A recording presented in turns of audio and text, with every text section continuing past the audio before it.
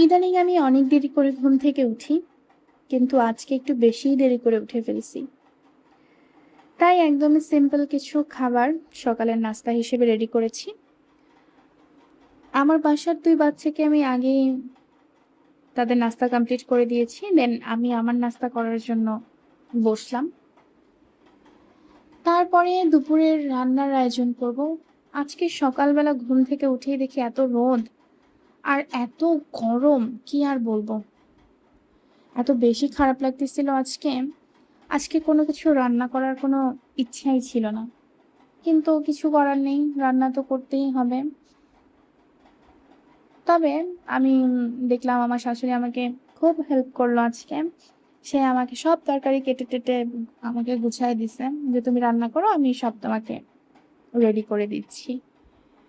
তো তার এই হেল্পফুল মাইন্ড আমার খুবই ভালো লাগে। যে আমার কষ্ট হয়, আমার খারাপ লাগতেছে, এই জিনিসটা না সে সবার আগে ফিল করতে পারে। আজকে আমি খুবই সিম্পল দুপুরে লাঞ্চ রেডি করছি। আজকে শুধু করল্লা ভাজি, ওল কচু দিয়ে চিংড়ি মাছ ভুনা, প্লাস শীতের দিন আসতেছে তো, এখন হালকা, হালকা শীতের সবজিগুলো পাওয়া যাচ্ছে। তো গতকাল আমার হাসব্যান্ড মূলা এনেছে। সেই মূলা দিয়ে চিংড়ি মাছ দিয়ে রান্না করেছি।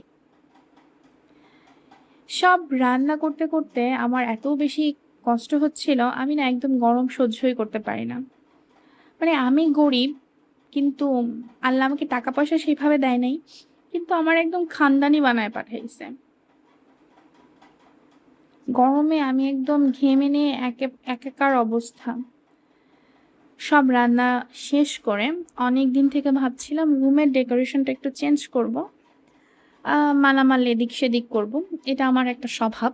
কিছুদিন পর, পর আমার এই রুমের খাট, আলমারি, ড্রেসিং টেবিল, ওয়ারড্রব এদিক-সেদিক করে ভালো লাগে। আমার মনে হয় একটু রুমের ডেকোরেশনটা চেঞ্জ করলে কিছুদিন পর, পর ভালো লাগে। পরিবেশটা একটু অন্য রকমের হয়। নিজে একটু ব্যস্ত থাকা যায়। সবকিছু। ফার্নিচারও তো আমরা প্রতিদিন চেঞ্জ করতে পারি না, বা বাড়িও চেঞ্জ করা সম্ভব না। তাই আমার মনে হয় ফার্নিচার যদি একটু এদিক-সেদিক করে রুমের লুক চেঞ্জ করা যায়, সেটাই বরং ভালো। কেমন লাগছে আমার রুমের নতুন ডেকোরেশন অবশ্যই কিন্তু কমেন্ট করে জানাবে। আর আমি কোনটা কিভাবে এখন নতুন করে সাজিয়েছি অন্য একটা ভিডিওতে তোমাদের দেখাবো।